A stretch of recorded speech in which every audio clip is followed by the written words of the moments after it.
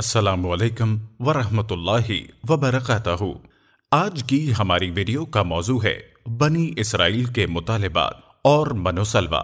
اس کے علاوہ ہم اس ویڈیو میں یہ بھی جانیں گے کہ بحیرہ قلزم کو پار کرنے کے بعد بنی اسرائیل نے کون کون سے مطالبات پیش کیے اور پھر وہ بچھڑے کی پوجا میں کیسے مشغول ہو گئے۔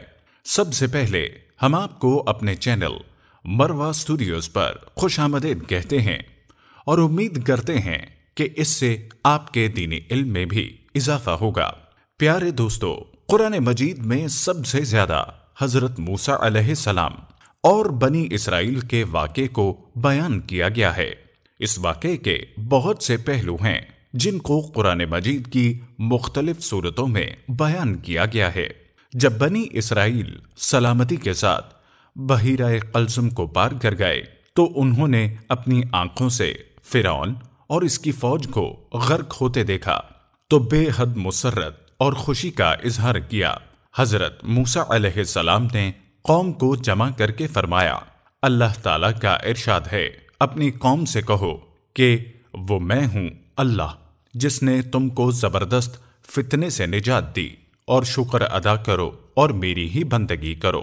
سو بنی اسرائیل نے جب عرب کی سرزمین پر قدم رکھا تو گھبرا اٹھے اور موسیٰ علیہ السلام سے فریاد کرنے لگے کہ ہم پانی کہاں سے پئیں، ہم تو پیاس سے تڑپ تڑپ کر مر جائیں گے۔ موسیٰ علیہ السلام نے اللہ تعالیٰ سے التجا کی اور وحی کے ذریعے ان کو حکم دیا کہ اپنا عصا زمین پر مارو۔ جب حضرت موسیٰ علیہ السلام نے ایسا کیا تو فوراً 12 چشمے جاری ہو گئے۔ بنی اسرائیل کو جب اس طرف سے اطمینان ہو گیا تو آپ کہنے لگے کہ پانی کا انتظام تو ہو گیا، لیکن اب ہمیں بھوک لگی ہے، ہم کہاں سے کھائیں؟ حضرت موسیٰ علیہ السلام نے پھر رب العالمین کی بارگاہ میں دعا کی۔ اللہ نے فرمایا، موسیٰ تمہاری دعا قبول ہوئی، پریشان نہ ہو، ہم سب انتظام کیے دیتے ہیں۔ پھر ایسا ہوا جب رات بیت گئی اور صبح ہوئی تو بنی اسرائیل نے دیکھا کہ زمین اور درختوں پر جگہ جگہ شبنم کی صورت میں آسمان سے کوئی چیز برسی ہوئی ہے۔ جب اسے کھایا تو نہایت شیریں حلوے کی مانند تھی۔ یہ من تھا اور دن میں تیز ہوا چلی تو تھوڑی دیر میں بٹیروں کے خول آ کر زمین پر اترے اور پھیل گئے۔ بنی اسرائیل نے ان کو پکڑ لیا اور بھون کر کھانے لگے۔ یہ سلوا تھا۔ حضرت موسیٰ علیہ السلام نے اپنی قوم کو یہ کہا کہ وہ اپنی ضرورت کے مطابق منو سلوا کو کام میں لائیں اور دوسرے دن کے لیے ذخیرہ نہ کریں، ان کو روزانہ یہ نعمت عطا ہوگی۔ جب کھانے اور پینے کا مسئلہ حل ہو گیا تو بنی اسرائیل نے تیسرا مطالبہ کیا کہ گرمی کی شدت اور سایہ دار درختوں اور مکانوں کی راحت میسر نہ ہونے کی وجہ سے ہم بہت پریشان ہیں۔ حضرت موسیٰ علیہ السلام نے اللہ تعالیٰ کی بارگاہ میں عرض کی، جب تو نے ان پر بڑے بڑے انعامات، فضل و کرم کی بارش کی ہے تو اس سخت تکلیف سے نجات عطا فرما۔ حضرت موسیٰ علیہ السلام کی دعا سنی گئی اور آسمانوں پر بادلوں کے سائے ہو گئے، اور بنی اسرائیل جہاں بھی سفر کرتے جاتے بادل ان کے سروں پر سایہ فگن رہتے۔ معزز ناظرین، اس طرح حضرت موسیٰ علیہ السلام کے طفیل بنی اسرائیل پر اللہ تعالیٰ کے احسانات کی مسلسل بارش ہوتی رہی۔ ایک دن بنی اسرائیل اکٹھے ہوئے اور موسیٰ علیہ السلام سے کہنے لگے، ہم روز روز ایک ہی غذا کھانے سے گھبرا گئے ہیں، ہم کو اس منوسلوہ کی ضرورت نہیں ہے۔ اپنے اللہ سے دعا کریے کہ وہ ہمارے لیے زمین سے کھیرا، ککڑی، مسور، لہسن، پیاز جیسی چیزیں اگائے تاکہ ہم خوب کھائیں۔ اس پر حضرت موسیٰ علیہ السلام نے فرمایا، تم بھی کس قدر احمق ہو کہ اللہ کی نعمتوں کی ناشکری کر کے کفران نعمت کرتے ہو۔ جاؤ کسی بستی اور شہر میں چلے جاؤ، وہاں ہر جگہ تم کو یہ چیزیں وافر مقدار میں مل جائیں گی۔ حضرت موسیٰ علیہ السلام سے اللہ کا وعدہ تھا کہ جب بنی اسرائیل مصر کی حکومت کی غلامی سے آزاد ہو جائیں گے تو تم کو شریعت دی جائے گی۔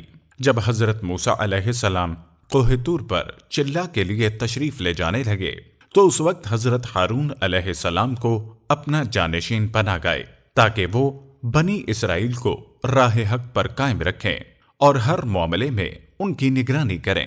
سامری جو کہ بظاہر مسلمان تھا مگر اس کے دل میں کفر و شرک کی نجاست بھری ہوئی تھی، اس نے موقع سے فائدہ اٹھایا۔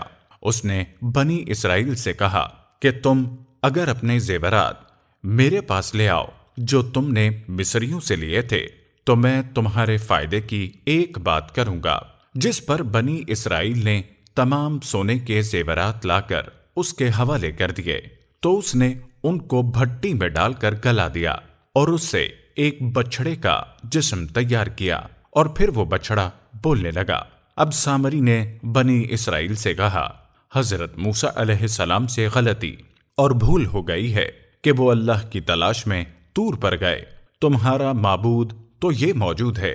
پیارے دوستو، صدیوں تک مصر کی غلامی نے بنی اسرائیل میں مشرکانہ رسوم اور عقائد کو پھیلا دیا تھا اور بچھڑے کو پوجنا ان کا قدیم عقیدہ تھا۔ تو جب سامری نے ان کو اس بچھڑے کی پوجنے کی دعوت دی تو انہوں نے بآسانی اس کو قبول کر لیا۔ حضرت ہارون علیہ السلام نے جب یہ ماجرا دیکھا تو بنی اسرائیل کو سمجھایا کہ ایسا نہ کرو، مگر انہوں نے ایک نہ سنی اور کہنے لگے جب تک حضرت موسیٰ علیہ السلام نہ آ جائیں ہم اس سے باز آنے والے نہیں ہیں۔ دوسری جانب کوہ طور پر اللہ تعالیٰ نے حضرت موسیٰ علیہ السلام کو اس واقعے سے آگاہ کر دیا۔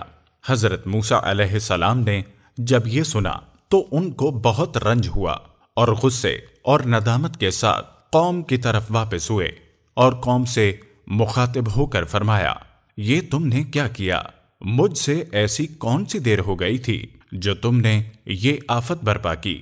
بنی اسرائیل نے کہا ہمارا کوئی قصور نہیں، مصریوں کے زیورات کا جو بوجھ ہم ساتھ لیے پھر رہے تھے وہ سامری نے ہم سے مانگ کر یہ بچھڑا بنا لیا اور ہم کو گمراہ کر دیا۔ پھر انہوں نے اپنے بھائی حضرت ہارون علیہ السلام سے پوچھا تو انہوں نے فرمایا اس میں میری کوئی غلطی نہیں، بلکہ انہوں نے مجھے کمزور پا کر میرے قتل کا ارادہ کر لیا تھا۔ اس کے بعد حضرت موسیٰ علیہ السلام بنی اسرائیل سے فرمانے لگے تم یہ معمولی بات بھی نہیں سمجھ سکے کہ تمہارا معبود وہی ایک اللہ ہے جس کا کوئی شریک نہیں۔ جب حضرت موسیٰ علیہ السلام ان معاملات سے فارغ ہو گئے تو انہوں نے اللہ تعالیٰ کی بارگاہ میں رجوع کیا اور فرمایا اے پروردگار، اس بے دینی کی سزا تیرے نزدیک کیا ہے؟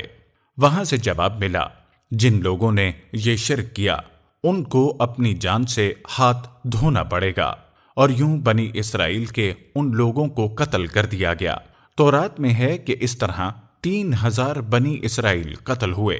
پھر حضرت موسیٰ علیہ السلام اللہ تعالیٰ کی بارگاہ میں سجدہ ریز ہوئے اور عرض کیا اے باری تعالیٰ اب ان پر رحم فرما اور ان کی خطاؤں کو بخش دے۔ حضرت موسیٰ علیہ السلام کی دعا قبول ہوئی اور اللہ نے فرمایا ہم نے قاتل و مقتول دونوں کو بخش دیا، اور جو زندہ اور قصوروار ہیں ان کی خطا بھی معاف کر دی۔ تم ان کو سمجھا دو کہ آئندہ شرک کے قریب نہ جائیں۔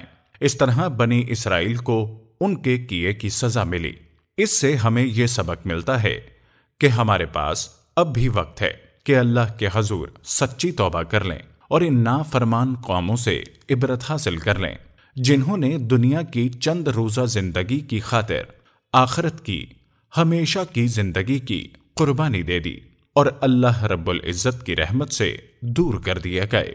پیارے دوستو، ہم امید کرتے ہیں کہ آپ کو ہماری آج کی ویڈیو اچھی لگی ہوگی۔ اگر ویڈیو پسند آئی ہو تو اسے لائک کریں اور کمنٹس میں اپنے خیالات کا اظہار کریں، اور ہمارے چینل مروہ اسٹوڈیو کو سبسکرائب کریں۔ اللہ پاک ہم سب کا حامی و ناصر ہو، آمین۔